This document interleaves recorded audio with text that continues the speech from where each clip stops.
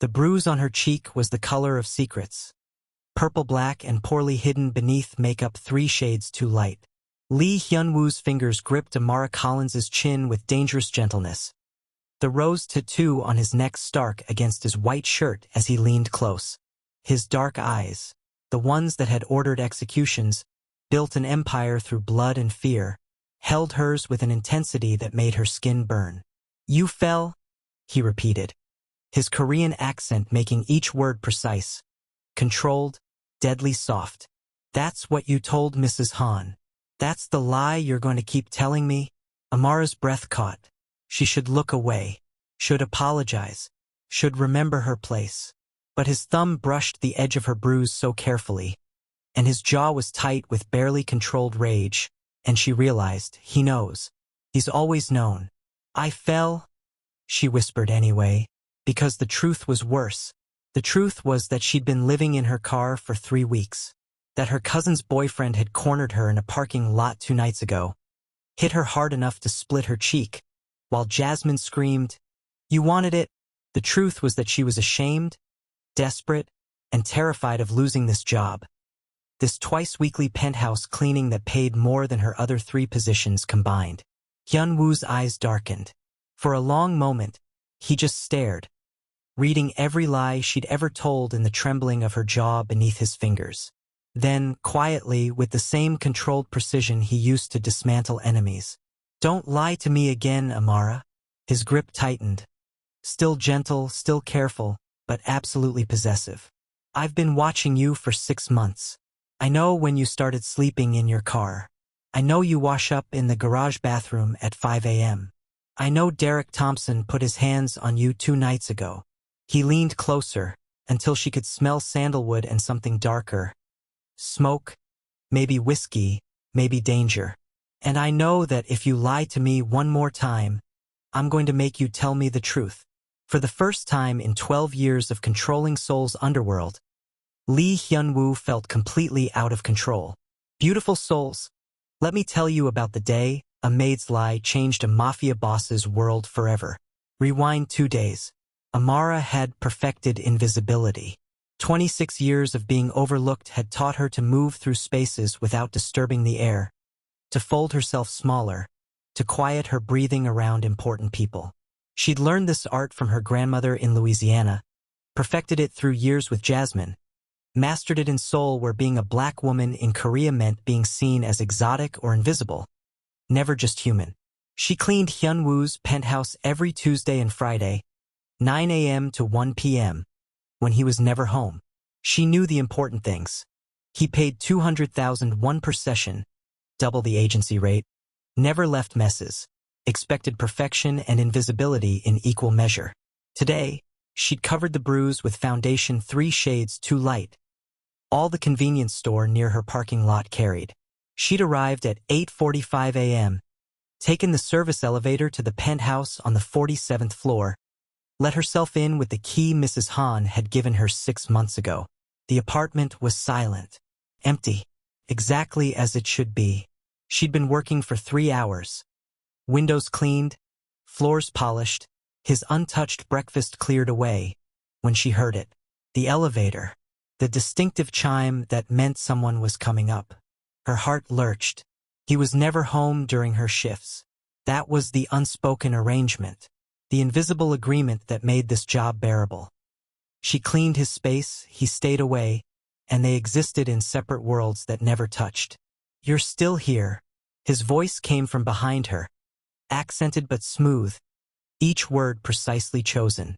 Amara turned slowly, instinctively angling her bruised cheek away from the light streaming through floor-to-ceiling windows. Lee Hyun-woo stood in the doorway of his own living room like he was entering enemy territory. Expensive white shirt rolled to his elbows. The rose tattoo on his neck dark against his skin. She'd seen it in photos Mrs. Han had shown her. "So you know who you're working for, dear?" But never in person. Never this close. He was younger than she'd expected. 34. Maybe 35. Handsome in that sharp, dangerous way that made her nervous.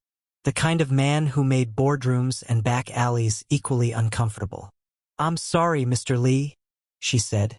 using his family name the way Mrs. Han had instructed. Formal, distant, appropriate. I'll finish quickly and get out of your way. His dark eyes tracked across her face, and she saw the exact moment he noticed. The makeup that didn't quite cover. The way she was standing, weight on her left foot because her right ribs hurt. The careful angle of her head. Look at me. It wasn't a request. Amara's hands tightened on the dust cloth. She should obey. He was her employer. This was his home, his money that kept her fed. But looking at him meant being seen, and being seen meant questions she couldn't answer. Look. Me. The command in his voice made her spine straighten automatically. 26 years of survival instinct warring with 6 months of employment anxiety. She turned her face toward him fully, meeting his eyes for the first time ever. And Lee Hyun-woo saw everything. The bruise spreading across her cheekbone. The split in her lower lip she tried to cover with gloss. The exhaustion in her eyes that had nothing to do with cleaning and everything to do with sleeping in a Honda Civic for 3 weeks. Something in his expression shifted, hardened and softened simultaneously. His jaw clenched. His hands, which had been casual in his pockets, came out slowly, deliberately, like he was restraining himself from reaching for a weapon, or reaching for her. Who did this to you? The question was quiet, deadly, the same tone he probably used before ordering someone to disappear. Amara's mouth went dry. Nobody, Mr. Lee. I just fell. The lie tasted like ash, but it was easier than the truth. Easier than explaining Derek, Jasmine, the parking lot confrontation, the shame of having nowhere to go, no one to call, nothing but this job, and the desperate hope that she could keep it together long enough to survive. Hyun-woo crossed the space between them in 3 silent steps. Before Amara could retreat, his hand was on her chin. Firm but careful, tilting her face toward the light. His thumb brushed the edge of her bruise, and she flinched. That small movement, that involuntary retreat from his touch, seemed to break something in him. His eyes darkened. His breathing changed. The controlled, distant employer disappeared, replaced by something primal and protective and absolutely terrifying. Don't lie to me, he whispered, and in that moment, with Seoul's skyline glittering behind them and 6 months of careful invisibility shattering like glass, Amara Collins realized everything was about to change. The eviction notice was taped to her door at 6 a.m., pink paper fluttering in the hallway breeze like some cruel origami. 2 months behind. Amara had known it was coming, had felt it the way you feel rain before it falls, but seeing the words made her stomach twist anyway. She had $847 in her account. Rent was $1,200. For cleaning jobs, 60-hour weeks, and it still wasn't enough in a city that ate money like candy. Her cousin Jasmine had called twice that week. Just come home. Derek feels terrible. He wants to apologize. Amara had stared at her phone both times, remembering Derek's hand on her wrist, his breath hot with bourbon, Jasmine's voice shrieking that she was a liar, a slut, a homewrecker. She chose the Honda. Now, 3 weeks into living in her car, she'd developed a routine. 5 a.m. wake up in a 24-hour parking lot near Gangnam. Neck stiff from sleeping upright. The gas station bathroom became her sanctuary. Hair washed in the sink with hand soap. Makeup applied in the fluorescent mirror. Teeth brushed quickly while an ajumma in a cleaning uniform pretended not to see her. Back to the car. Towel over the windows. Wiggle into her cleaning uniform in the front seat. Knees hitting the steering wheel. Dignity folded up small and quiet. By 8:45, she looked presentable. By 9 a.m., she was taking the service elevator to Hyun-woo's penthouse. The job had started 6 months ago through an agency. Simple. Tuesdays and Fridays, 9 a.m. to 1 p.m. He was never there. The penthouse was beautiful in that expensive, empty way. Furniture that cost more than her college tuition. Art that probably had insurance policies. Floor-to-ceiling windows that made Seoul look like a promised land. No photos. No personal items. Just wealth echoing in marble silence. Over 6 months, she'd taken small liberties. Cheap flowers from the market, they made the loneliness less sharp. Books rearranged by color instead of genre because it looked happier. Windows opened exactly 3 inches for perfect airflow. She hummed while working, old soul songs her grandmother had taught her before cancer took her voice. The only inheritance that mattered. This penthouse had become her sanctuary. For hours twice a week when she felt safe, clean, purposeful. She learned Hyunwoo through his space. A bed barely disturbed, expensive scotch that never depleted, Korean and English business books with uncracked spines. Her phone buzzed while she was dusting his bookshelf. Jasmine, Derek wants to talk to you. He feels bad about before. Amara's thumb hovered over the message. Before was Derek's hand moving up her thigh at the family barbecue. Before was him cornering her in the garage, trying to kiss her, grabbing her throat when she pushed him away. Before was Jasmine screaming that she was asking for it. She deleted the message. Outside the windows, soul glittered. Inside, Amara kept humming, kept cleaning, kept pretending she had somewhere to go when 1 p.m. arrived. Hyunwoo's world was built on controlled violence and careful silence. The backroom of Hanael restaurant smelled like soju and cigarette smoke. The kind of place where business was conducted in Korean and enforced with hands that never trembled. He accepted a glass from Mr. Park, noting the way the older man's knuckles were still swollen from last week's negotiation. Everything was transaction. Everything had a price. The Busan territory? Park asked. Settled, Hyunwoo said. They'll pay the protection rate or find their shipments delayed indefinitely. Park nodded, satisfied. Violence didn't need to be explicit when everyone understood the language. Hyunwoo was 34 and untouchable. He'd built his empire from nothing after Ji-yeon died. After her husband's fists finally went too far and Hyunwoo was locked in Demon prison on a minor weapons charge. Helpless. When he got out, he'd made it quick. Clean. The husband's body was never found. The organization Hyunwoo built afterward meant no one could touch his people again. Except his people was now just empty space. The penthouse was a monument to success and a tomb. He worked until his eyes burned, slept in restless fits, woke to do it again.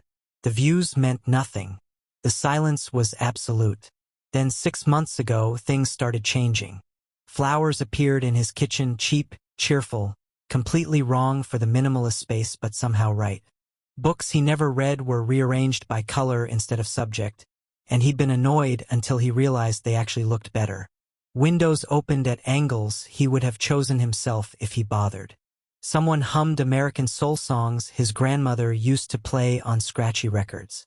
The Maid, Tuesday and Friday mornings. He'd pulled her file. Amara Collins. American, 26, 18 months in Seoul. The agency said she was reliable, invisible, perfect. He started coming home earlier. Not during her shifts, just earlier. Listening to her hum from his study. Noticing how the apartment felt less empty on Tuesdays and Fridays. He watched the security feeds more than actual security required, learning her. Efficient but not cold, present but not intrusive. She moved through his space like she belonged there. 3 weeks ago, she stopped parking in the building garage. The cameras showed her arriving with wet hair, washing in the bathroom like she had nowhere else to go. She looked tired, scared. Yesterday she hadn't come at all. First time in 6 months. One phone call revealed Derek Thompson, her cousin's boyfriend, history of violence against women. Another call, her eviction, her car registration showing overnight parking violations. He should have stayed away, should have let Mrs. Han handle this. Instead, he came home at 9:30 a.m. for the first time in 6 months. She turned, startled, trying to angle her bruised face away, and something ancient and protective roared to life inside him. The thumb beneath her chin is firm, unyielding. Hyunwoo's dark eyes hold hers with an intensity that makes her stomach drop. The truth, Amara. Now. She tries to pull away, but his grip, gentle yet immovable, keeps her steady. I told you I fell. You've been sleeping in your car. His voice cuts through her excuse like a blade. A 2012 Honda Civic, parked on different streets each night. Silver. Dented back bumper. The blood drains from Amara's face. Your cousin's boyfriend attacked you 4 days ago. He continues, each word precise and damning. Derek Thompson, 6 feet 2 inches, construction worker, history of assault charges. She chose him. You had nowhere else to go. The humiliation crashes over her in waves. Every carefully constructed pretense, the professional distance, the cheerful competence, the illusion that she had her life together shatters. He knows. He knows. Why do you care? The words burst out sharp and desperate as she finally jerks away from his touch. I'm just the maid. You're not even supposed to be home right now. Hyun-woo's jaw tightens. When he speaks, his voice is carefully controlled, measured. You bring flowers to my apartment. You hum songs my grandmother used to sing. You reorganize my books and open my windows and make this tomb feel like a home. He pauses. Why wouldn't I care? Amara stares at him, this dangerous man with his rose tattoo and his empire and his unexpected gentleness. Her throat constricts. I can't lose this job, she whispers. If you fire me because of this drama, I'm not firing you. I'm helping you. I don't need help. Her voice cracks despite her best effort. I need you to pretend you didn't see this and let me work. Can't do that. He pulls out his phone, makes a call in rapid Korean. Amara catches fragments, Derek Thompson, and words that sound like commands, urgent and final. Handle it. Today. Panic floods her veins. What did you just do? I told my people to have a conversation with Derek. He won't touch you again. You can't. I don't want violence. I don't want to be involved in whatever you. Too late. He steps closer, and the air between them charges with something she can't name. You've been involved since the moment you brought flowers to my apartment. Since the moment I started counting hours until Tuesday mornings. Since the moment you became the only real thing in my life. The admission hangs between them, raw and unexpected. Amara's breath stutters. You don't even know me. I know you've been sleeping in your car for 3 weeks rather than ask for help. I know your cousin's boyfriend attacked you and she blamed you. I know you're too proud to admit you're drowning. His gaze holds hers, unflinching. I know everything that matters. He steps closer still.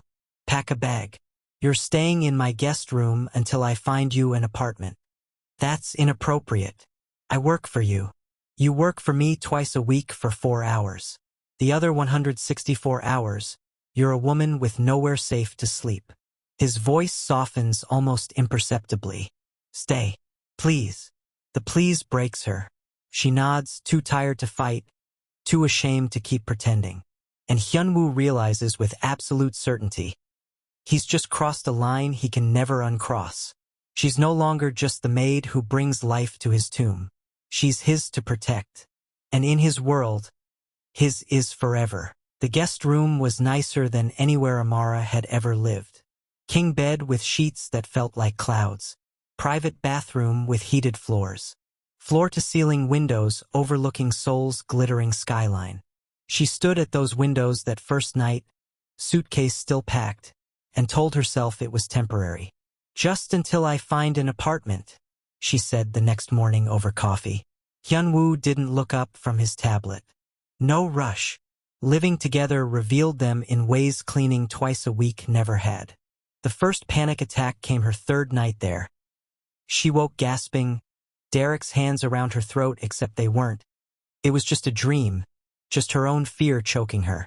She stumbled to the kitchen at 3 a.m. and found Hyun-woo already there. Always there, always awake. He made her tea without asking questions. Sat with her until her breathing steadied. After that, she started noticing his insomnia. The light under his study door at all hours. The way he looked exhausted but never slept. She began leaving snacks outside his door. Nothing dramatic, just rice crackers and fruit. He left thank you notes in Korean that she couldn't read but understood anyway. They developed a careful dance. She still cleaned Tuesday and Friday, but now she was there other days too. They had dinner together sometimes. He taught her Korean phrases. She told him about Louisiana summers and her grandmother's garden. One night, he told her about Minseo, his sister, dead 12 years because her husband's fists didn't know when to stop. Hyun-woo had been in prison for a stupid bar fight when it happened. Couldn't save her. When he got out, he made sure no one he loved would ever be vulnerable again, which meant not loving anyone at all. I had a sister too, Amara said quietly. Cousin really, but she raised me after Gran died. Jasmine resented every second of it. Blamed me for ruining her life. When I needed her most, she chose Derek over family. Hyun-woo's hand found hers across the table. Neither pulled away. Meanwhile, Derek was escalating. Hyun-woo's conversation had been thorough. Public humiliation, job loss, bans from establishments Derek frequented. The text started coming. You think your boss can protect you? I'll ruin you both. Let me handle it permanently, Hyun-woo said, voice flat with promise. No. Amara grabbed his arm. I left America to get away from violence. Don't bring it into my life here. Please. He agreed. He was lying. Derek now had 24/7 surveillance, but he agreed. The apartment viewing came 2 weeks later. Nice building, affordable rent, safe neighborhood. Amara walked through the empty rooms feeling overwhelmed by his generosity and trapped by her gratitude. What do you need? Hyun-woo asked. Furniture? I can. I need to not owe you more than I can repay. Lease is in your name. You pay me back over time, no interest. We keep business. Is that what this is? Her voice cracked. Business? I don't know. He stepped closer, the empty apartment suddenly small. But I know when I come home and you're not there, the penthouse feels wrong. I know I started coming home for lunch just to see you. That guest room doesn't feel like a guest room anymore. It feels like your room in my home. His hand lifted to her face, cupped her cheek where the bruise had faded to yellow. Tell me to stop. Tell me this is just employer helping employee, and I'll believe it. I'll back off. Amara should say stop, should maintain the boundary. I can't tell you that, because it would be another lie. And you said not to lie to you again. He kissed her softly, carefully, asking permission with every movement. She kissed back, hungry, desperate, real. When they broke apart, he was breathing hard. Move in with me. Not the guest room, with me. Really with me. She should say no. Said yes instead. The next 2 weeks felt like living in a dream Amara was afraid to wake from. Her possessions, what little remained after Derek, fit into 2 duffel bags and a cardboard box. Hyun-woo carried them from her car to the penthouse without comment, setting them down in the guest room that had somehow become hers. You don't have to keep cleaning, he said the day she canceled her other clients. I want to.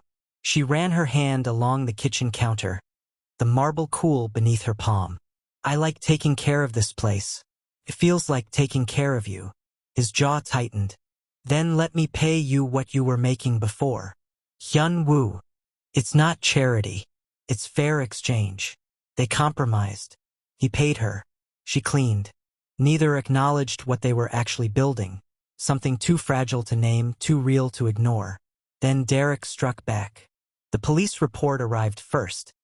Assault, filed 3 months retroactive, with photographic evidence of injuries Amara had never inflicted. Then immigration services called. Her visa was under review. Suspected fraud.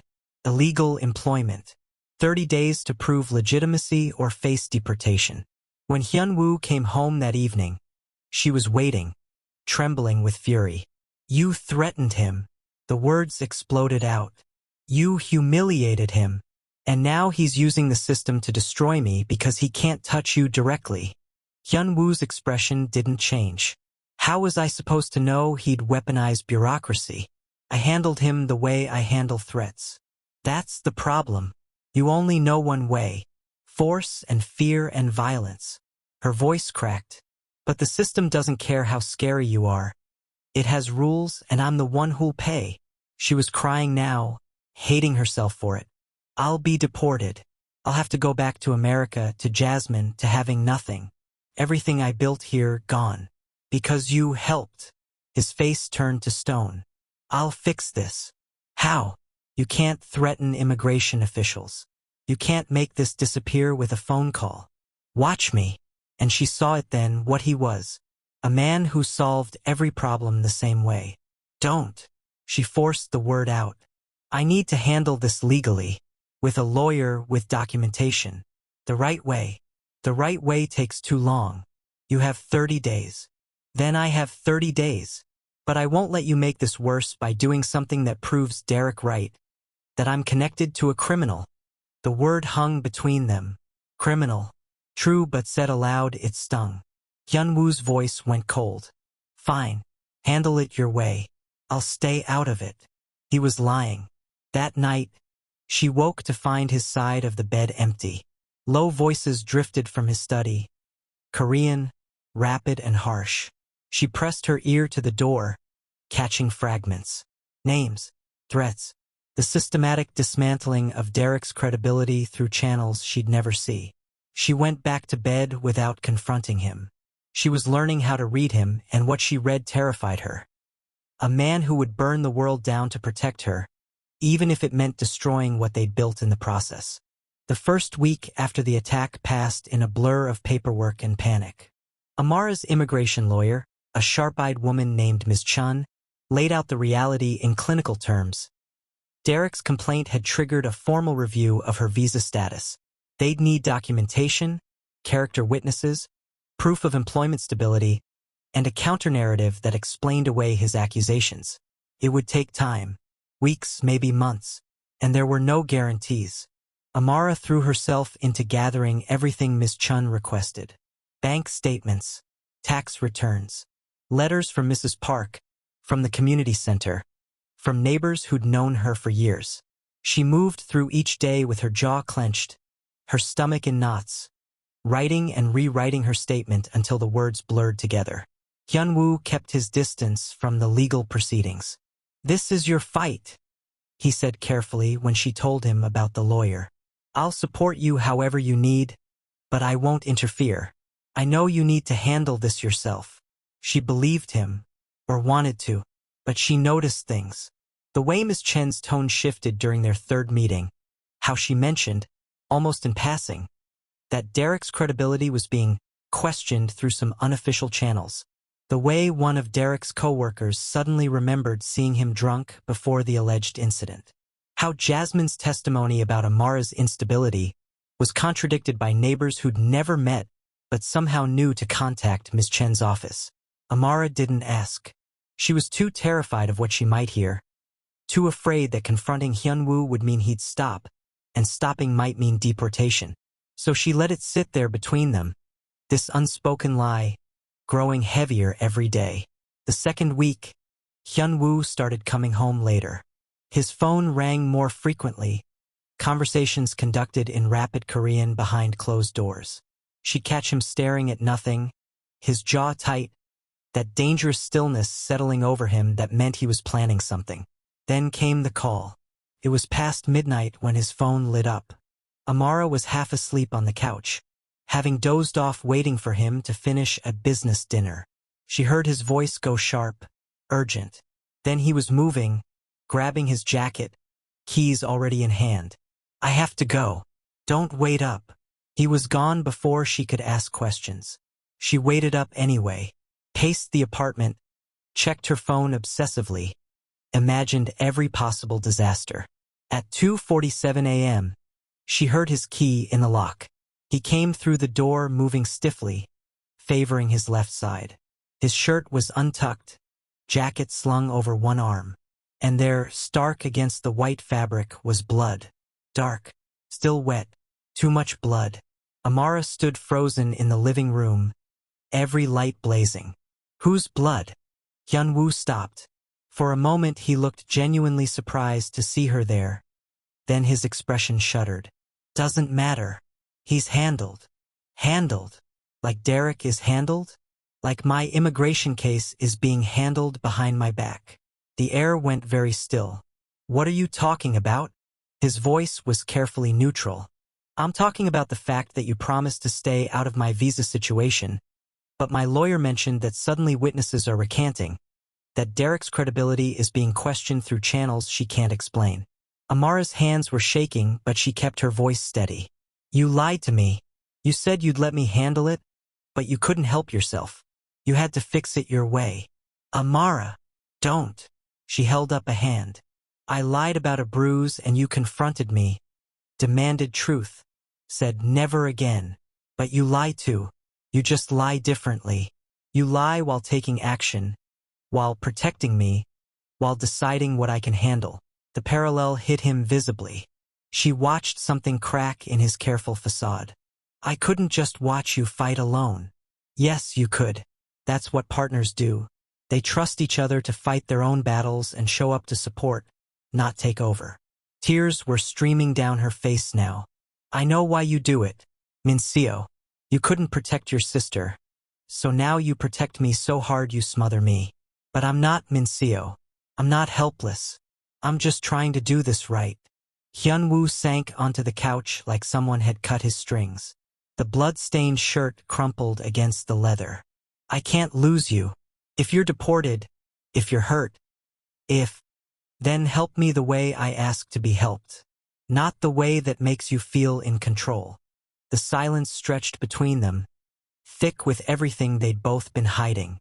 Finally, Hyunwoo spoke, his voice barely above a whisper. I've also been lying about Derek and Jasmine.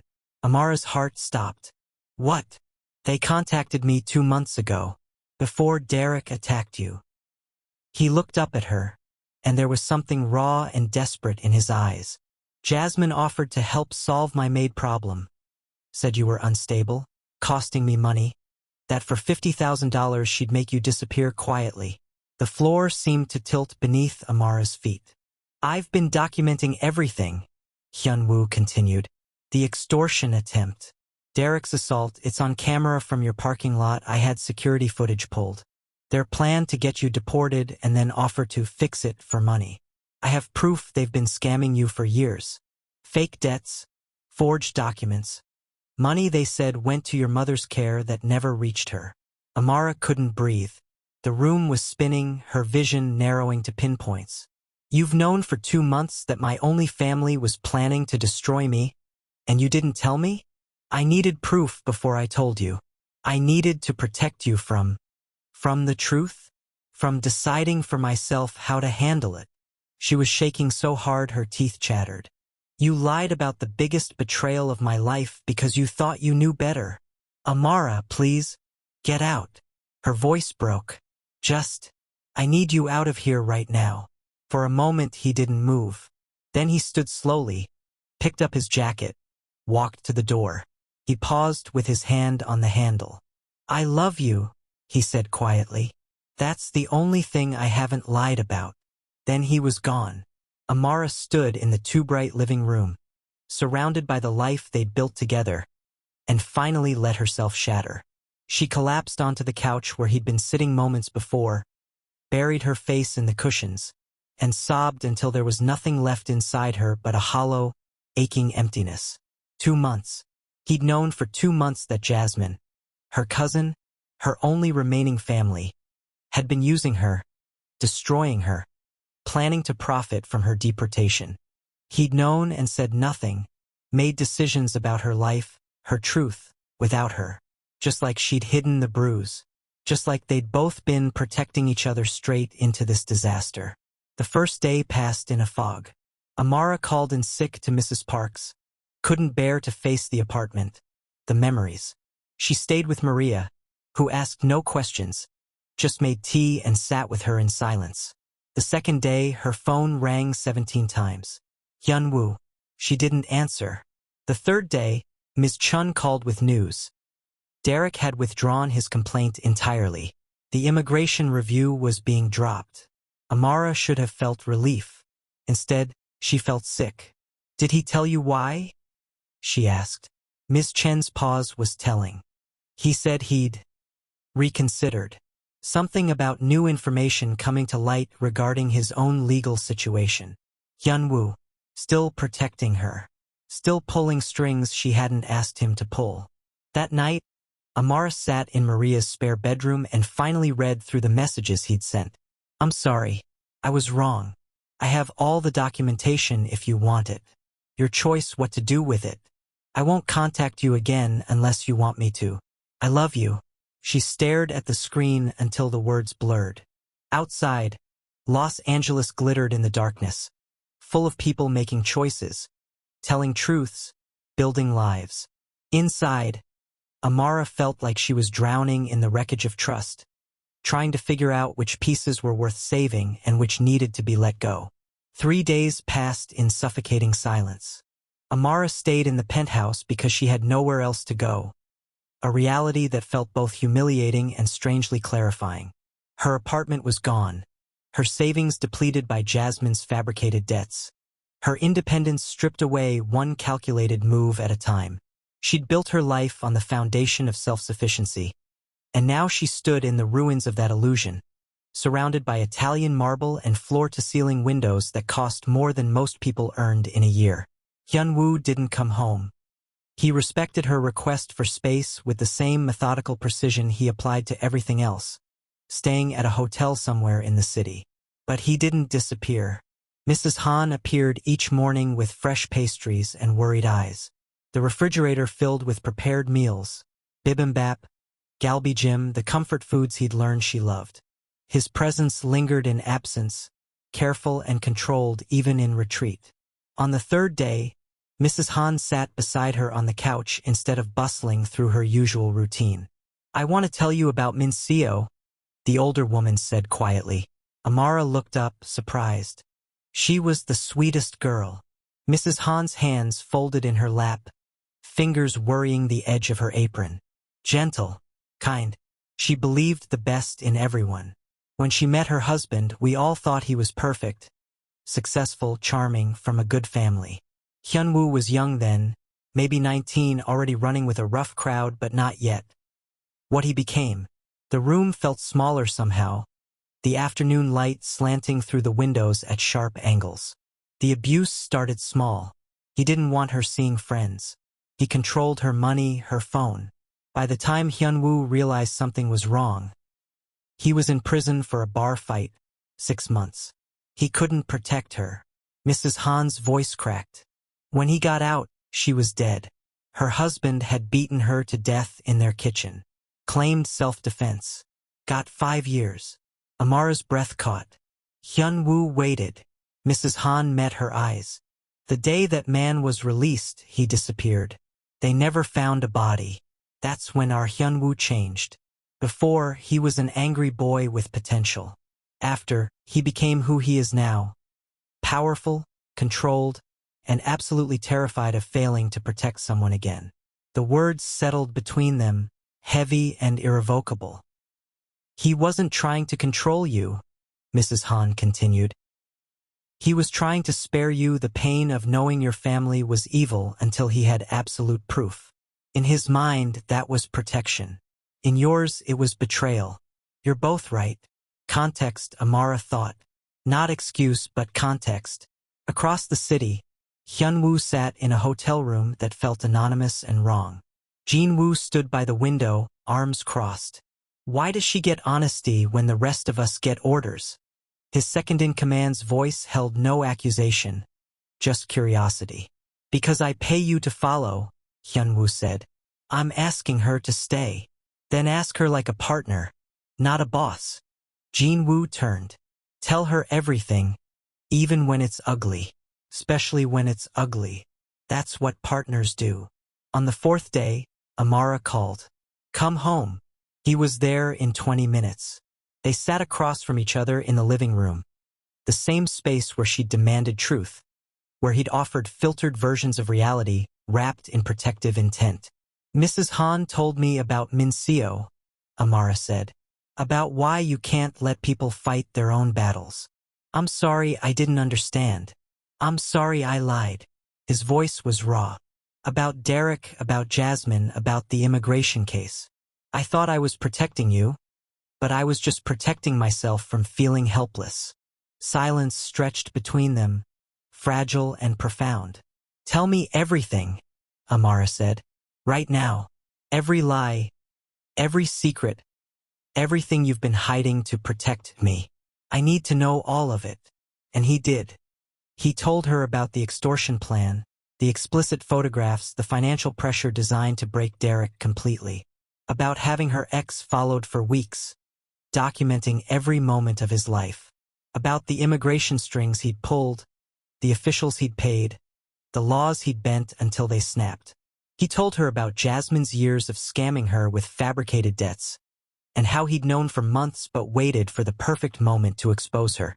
He told her about his organization, not vague business interests but specific illegal operations, protection rackets, money laundering through legitimate fronts, enforcement actions that left people broken and bleeding.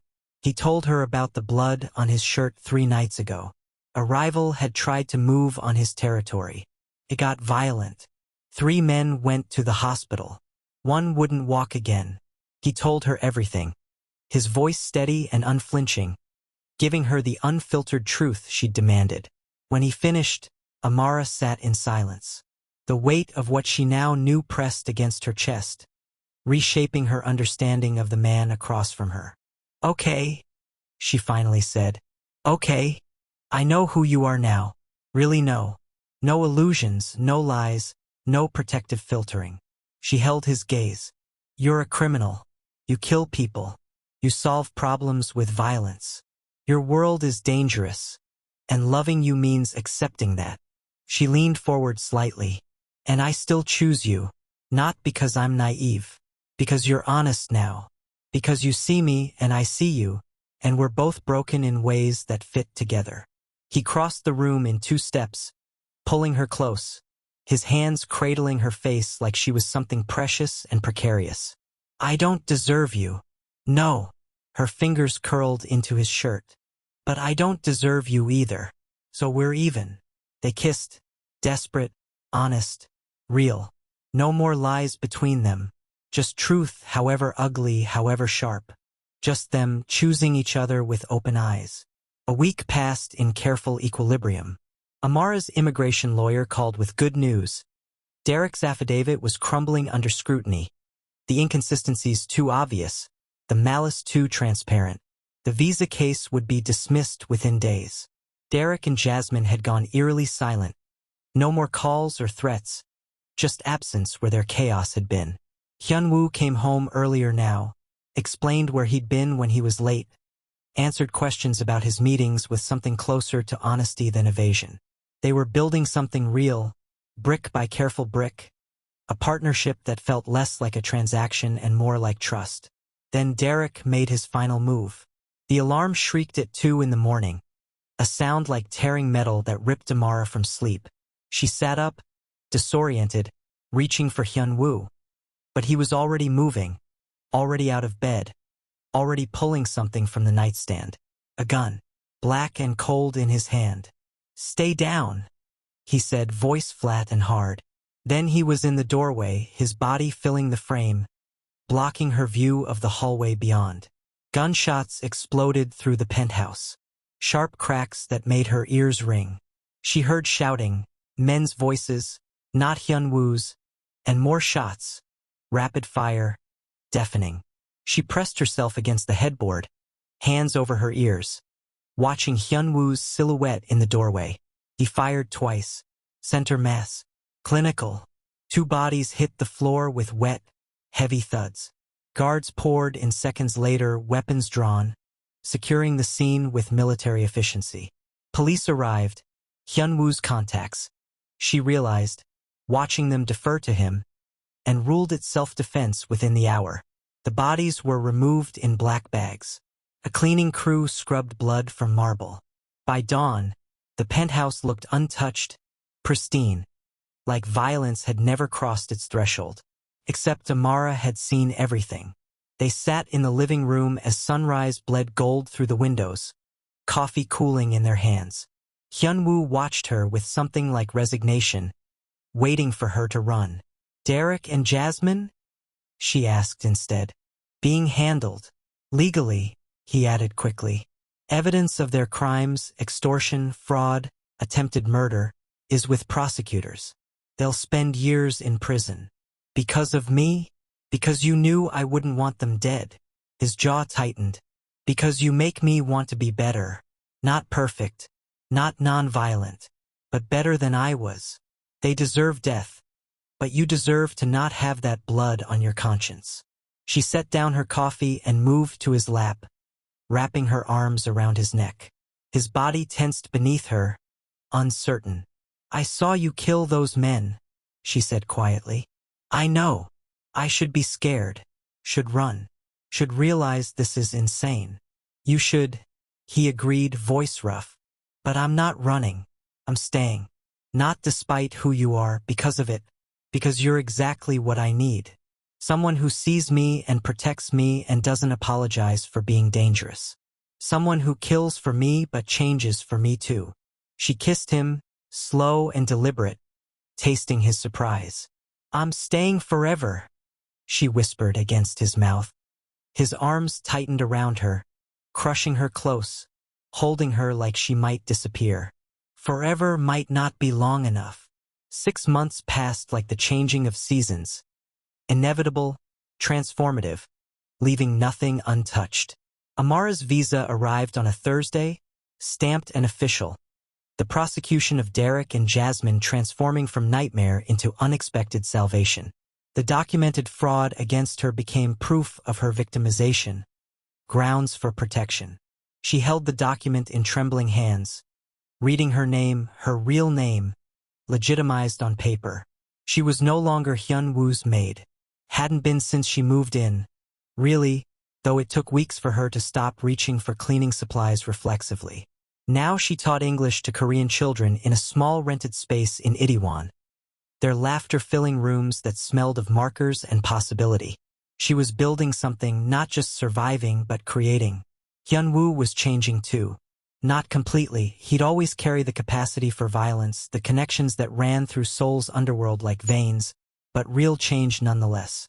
Divesting from the most dangerous operations, investing in legitimate businesses, building an empire that could last beyond fear. They fought. About his protectiveness, her pride, his methods, her independence. But they were honest. No more lies. Just painful, beautiful truth. At a business dinner 6 months in, she sat beside him wearing a dress she'd selected. Expensive but hers, midnight blue that made her skin glow. Around her neck, a delicate rose charm matching his tattoo. He introduced her as his partner. Professional and romantic, everyone understood.